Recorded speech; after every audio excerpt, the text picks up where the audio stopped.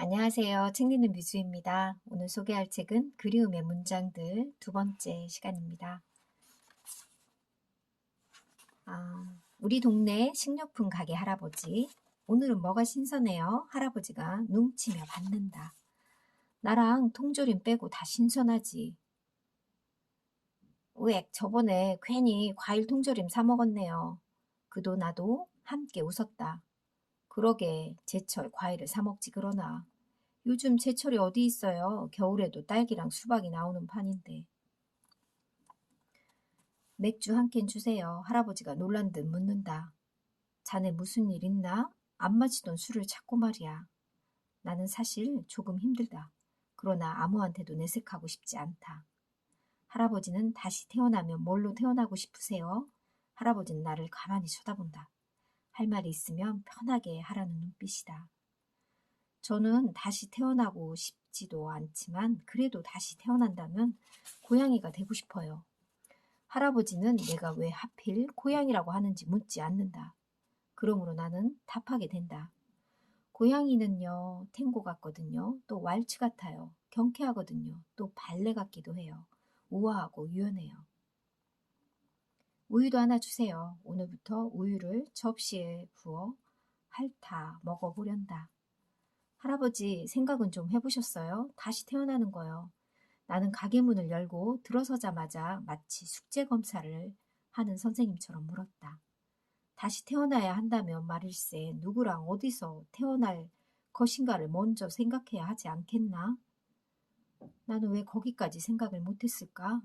다시 태어나는 게 바빠서 어디서 누구랑 태어날 건지 미처 생각을 못하고 고양이로 태어나 버렸다. 아, 이런 빨리 생각을 반품해야겠다. 내 심장이 멈출 때까지 아빠들이 나를 예뻐하는 이유는 천만 가지도 넘는다. 아이에겐 없겠지만 아빠들에겐 이런 사소한 날들의 기억이 쌓여서 버티는 힘이 된다. 언제나 괴물로부터 지켜주고 싶지만 또 한편으론 어느 게 진짜 괴물인지 몰라볼까봐 지켜내지 못할까봐 겁이 난다. 그리운 미래, 딸의 이름이 한이다. 나는 이 이름을 고등학생 때 지었다. 딸 이름을 미리 지어둘 생각을 했다는 건 유난스러운 일이다. 한이는 서쪽을 가리키는 순 우리말이다. 서쪽에서 불어오는 바람을 한이바람이라고 한다. 어느 날 아이가 내게 시를 하나 골라달라고 부탁했다. 국어 수업 시간에 학생들이 돌아가며 자기가 좋아하는 시를 낭송해야 하는데 이왕이면 아빠가 쓴 시를 낭송하고 싶다고 했다. 대학 시절에 문학 동아리 활동을 하면서 찍어둔 사진이었다. 사랑하는 나의 딸 한이를 기다리며라는 작품을 찍은 사진이었다. 하단부에 촬영 날짜가 찍혀서 나온다. 저녁에 아이가 그날 수업 시간에 대해 이야기해줬다. 자기 차례가 와서 시를 낭송하기 전에 친구들에게 자기 이름의 유래에 대해서 설명해줬다고 한다.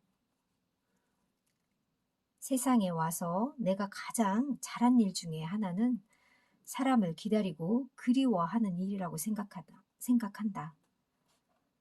딸이 수업 시간에 이렇게 자기 이름에 관해서 얘기했을 때 얼마나 감동했을까요? 자기가 태어나기 전부터 아빠가 이름을 지었다는 걸 이렇게 기록으로도 알 수 있었고 발표했으니 참 감동하고 뭉클했을 시간이 되었을 것 같아요.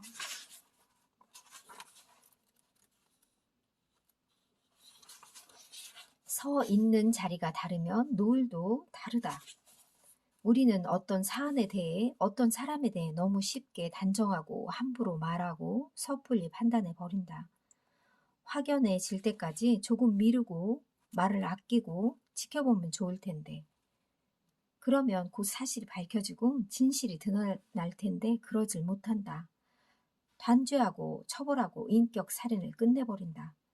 노을을 보며 생각한다. 진실을 알려면 인내심을 가질 필요가 있다고. 우리가 원하는 건 속보가 아니라 언제나 진실이니까. 그러므로 함부로 다그쳐 묻는 걸 조심해야 한다. 사력 깊은 친구들은 더 많이 사귀자. 그래야 죽기 전에 더 신선한 노을을, 더 기막힌 노을을 구경할 수 있다. 사력 깊은 사람들이 노을을 좋아한다는 어느 시인의 말을 나는 믿는다. 동사가 사라지는 삶. 이반 일리치는 이것을 동사가 사라지는 삶이라고 명명하고 있다. 배운다는 동사는 학점, 취득이라는 명사가 대신하고 재미있다는 동사는 PC게임이나 놀이공원 회원권이라는 명사로 대체됐다. 스스로 배우고 즐거움을 체험하는 동사적 능력은 대화하고 이미 만들어진 프레임과 시스템에 누가 더 빨리 세련되게 적응하는지 경쟁하는 삶, 스스로의 만족에 기반한 욕구를 만들어가는 능력을 좀 채 발현되지 않는다. 아이러니하게도 아주 가난하거나 아주 부자여야만 가능하다. 이 말은 내가 나의 쓸모를 되찾으려면 자발적 가난, 자발적 실업을 감행해야만 가능해진다는 뜻이다. 노동 능력이 가치를 창조하는 능력이 아니라 사회적 관계를 의미하는 직업으로 대체된 지 오래되다. 시스템에 의존하지 않으면 살아갈 수 없는 세상이 되었다. 우리는 현대화된 가난을 살게 되었다.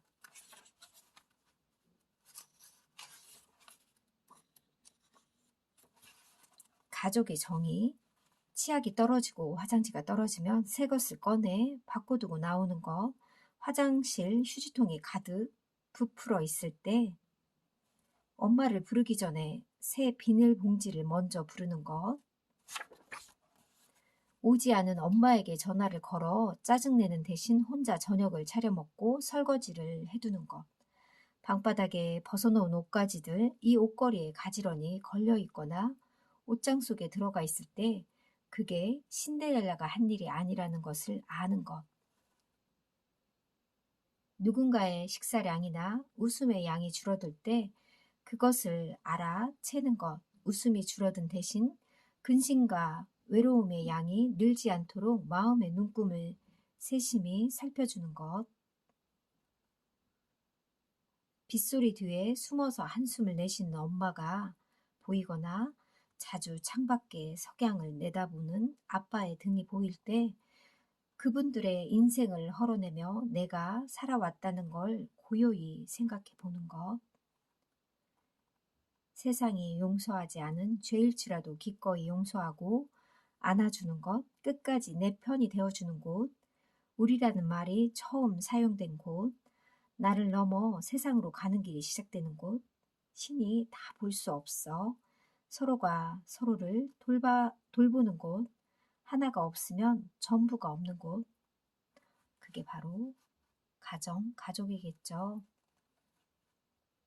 길을 묻는 아들에게 내 여자친구의 내면이 궁금하다면 그녀의 집을 찾아가라. 그녀의 습관과 일상이 집약된 곳이 그녀의 집이다. 마찬가지로 그녀의 과거와 미래가 궁금하다면 그녀의 부모를 만나라. 결혼하기 전에 꼭 그래야 되겠네요. 부모의 가난과 직업을 부끄러워하거든 고려해라. 나중에 내가 실패했을 때 너를 부끄러워할지도 모른다. 사랑한다고 가볍게 말하지 마라. 사랑한다는 말로 사랑이 표현될 수 있다는 생각은 슬프다. 세상에는 너무도 사랑이 흔해서 진짜를 구분하기가 어렵다. 공부하는 것을 즐겨라. 남의 것을 베끼고 배우는 데만 연연하지 말고 내가 너의 질문을 만들어 너에게 묻고 너 스스로로 가르쳐라. 진정한 배움이란 배우는 것이 아니라 질문함으로써 가르치는 것이다. 내가 너 자신의 원본이 되어라. 그것을 인생이라고 한다. 딸에게 주는 인생의 말들.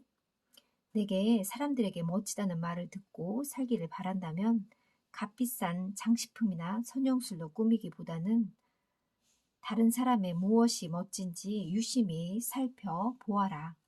그리고 진심을 다해 그 사람에게 말해주어라. 당신은 웃는 모습이 참 멋지군요. 단호하게 말할 때가 있다. 내 남자친구가 너를 가볍게 여기고 존중하지 않을 때, 내 상사가 너를 인격적으로 대하지 않을 때, 너는 단호한 어조로 나를 함부로 대하지 말라고 경고해야 한다. 너를 지켜내면 아무것도 잃지 않은 것이 된다. 무슨 일을 하건 살펴가며 천천히 해라. 하수는 빨리 가려고 하지만 고수는 완급을 조절하며 간다. 사람들은 편을 갈라 어느 쪽에 선다. 이것도 저것도 아닌 그 가운데 사이에 서는 일은 거의 없다. 가끔은 경계에 서라. 서로가 너를 원할 때 어느 쪽 손을 들어줄지 내가 정하면 된다. 세상이 만들어둔 성공이라는 정의와 공식에 갇히지 마라. 성공이라는 표지판만 보고 내달리는 보면 낭떠러지를 만나도 멈출 줄 모르는 어리석음을 범하게 된다. 성공은 성공을 위해 건강과 행복을 저당 잡히지만 성장은 항상 스스로를 아끼고 돌본다. 매사에 심각하게 굴지 마라. 입은 무거우면 좋다. 내가 비밀로 간직하고 지켜줘야 할 말이라면 그 어떤 친구에게도 옮기지 마라. 너만 알고 있어라고 하는 말을 하는 그런 친구도 조심하라고 합니다. 세상 전부를 잃고 싶지 않으면 아무리 작고 사소한 비밀이라도 지켜야 한다. 입방정이 친구를 잃게 만든다. 고마워할 때는 진심을 다해 행동으로 표현해라. 사람들은 그 표현을 인격이라고 간주한다. 잦은 한숨과 한탄, 푸념은 그 사람의 운명에 달라붙기도 한다. 그러므로 절망의 말들을 습관적으로 내뱉지 말아야 한다. 기억해둬라. 삶은 자신이 자주 쓰는 말 버릇대로 된다. 어떤 것들은 정말 죽을 때까지 잘 변하지 않는다. 성격이나 취향은 잘 변하지 않는다. 선배에게 드리는 충고. 만나고 싶지 않은 선배가 있습니다. 세상에서 가장 작고 강한 무기가 뭔지 아세요? 제 생각엔 책입니다. 책을 읽지 않은 어른은 답답하고 고루해 보입니다. 책을 읽는다는 건 시대를 같이 산다는 것이고 세상사에 참여한다는 것이고 자기 자신의 생각을 가진다는 것이잖아요. 자식 자랑, 부인 자랑 좋습니다. 행복해 보여서 좋습니다. 부럽고 멋진 인생입니다. 그런데 선은 넘지 마세요. 상속을 유산이 얼마라느니 아는 사람이 누구라느니 그런 말은 안 듣는 걸로 하겠습니다. 선배의 재산이나 선배가 아는 사람이 아니라 선배를 좋아하게 해주세요. 돈 벌었으면 자랑만 말고 쇠고기 사주던가요.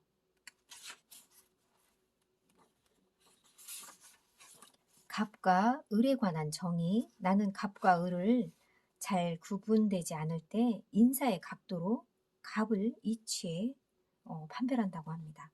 나는 서점 직원에게서 30도로 인사한다. 그도 나의 을이다. 내가 책을 보내주지 않으면 그도 영락없이 밥을 굶는다. 책을 사는 독자에게 나는 90도로 굽힌다. 그는 나로 인해 지식과 교양을 수혈받는 가장 아랫단에 위치한 을이다. 그는 나의 책을 가져가는 대신 지갑을 열어 자신의 밥을 내게 내놓는 사람이다. 나는 가장 깊이 굽혀서 그에게 감사하는 것이다. 을들이 나를 먹여 살린다. 이런 태도와 이런 마음은 독자로서 마음이 느껴져 감사함이 느껴지고 마음이 느껴지네요.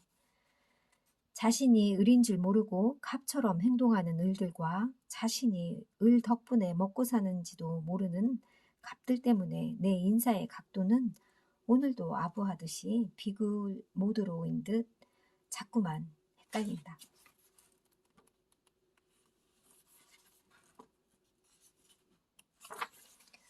야매 작가의 글쓰기 조언. 질문 1. 어떻게 하면 글을 잘 쓸 수 있나요? 잘 쓰고 싶다는 말을 나를 잘 표현하고 싶다는 말입니다. 타인들 앞에 나를 좋아 보이게 드러내고 인정받고 싶다는 욕구입니다. 글의 주제나 상황에 맞게 골라내야 합니다. 어떤 특성에 집중하고 어떤 감정을 부각할지 선택해야 합니다. 평소에 나를 관찰하고 일어나는 일이나 떠오르는 생각, 관심을 갖고 살펴보는 습관을 들이면 좋습니다. 잘 쓰려면 잘 살아야 합니다. 잘 살기 위해서는 가장 먼저 나 자신과 친하게 지내야 합니다. 어려운 말이지만 좋은 글은 곧 좋은 삶에서 나옵니다. 글쓰기를 배운다는 것은 지식을 습득하는 게 아니라 몸을 써서 훈련하고 숙련한다는 의미에 가깝습니다. 피아노는 그냥 쳐지지 않습니다. 나태함과 익숙함과 싸워야 합니다. 낯설게 봐야 비로소 새롭게 보이고 보이지 않던 것들도 보이게 됩니다. 이렇게 뒷부분엔 글에 대해서, 글쓰기에 대해서 이야기가 나옵니다.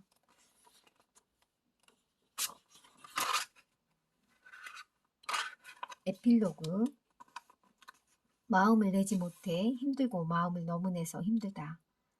사람이 있어서 힘들고 사람이 없어서 힘들다. 그리워서 힘들고 그리워하지 않으려고 해서 힘들다. 일생 전부에서 힘든 날들을 빼면 나머지는 다 좋은 날이어야 하는데 그런 분명한 산술은 인생 수학에는 없다. 완벽하게 좋거나 완벽하게 나쁜 것도 완전하게 맞거나 완전하게 틀린 것도 없다. 그리운 것 따로, 외로운 것 따로, 슬픈 것 따로가 없다. 섞여서 함께 다닌다. 분리되지 않는다. 그리움은 내가 해석한 문학이고 예술이다. 그리움은 나에게 우산이고 모자이고 문장이었다. 사람에게는 저마다 삶에 화두가 있고 숙제가 있고 이유가 있다. 그리움이 나의 이유다. 내가 상속할 게 있다면 그리움이 유일하다. 내가 떠난 뒤에도 그리움이 남아서 나를 그리워했으면 좋겠다. 물론 지금은 내가 그리워해야 할 것들에 대하여, 그리운 삶에 대하여 게으르지 않겠다. 내가 나를 몹시 그리워하는 수요일이 있듯이 당신에게도 당신을 그리워하는 요일이 있기를 바란다. 당신의 뒤를 부탁할 그리움 하나가 인생에 있기를 바란다. 그리움은 늘 당신보다 앞서 갑니다.